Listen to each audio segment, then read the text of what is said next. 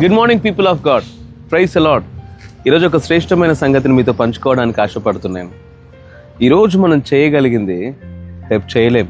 ఎందుకంటే కాలంతో పాటు పరిస్థితులు, సామర్థ్యం, అవకాశాలు అన్నీ మారిపోతాయి.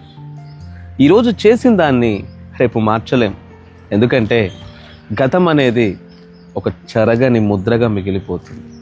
ఈరోజు చేసిన దాన్ని బట్టే రేపటి మన భవిష్యత్తు ఉంటుంది.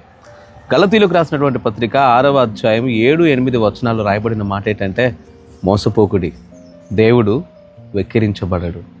మనుష్యుడు ఏది విత్తితే అదే పంట కోస్తాడు.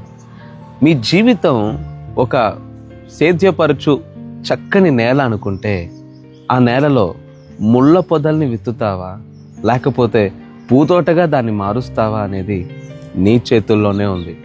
ఇవాల్టి నీ నిర్ణయమే రేపటి నీ భవిష్యత్తు.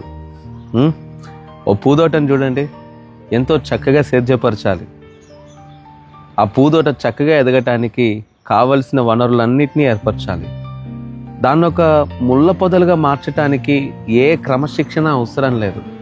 క్రమశిక్షణ కలిగిన వ్యక్తి తన జీవితాన్ని అందమైన పూదోటగా మార్చుకుంటే, క్రమశిక్షణ రహితంగా బ్రతికేవాడు వాడి జీవితాన్ని ముళ్ళ పొదలుగా మార్చుకుంటాడు.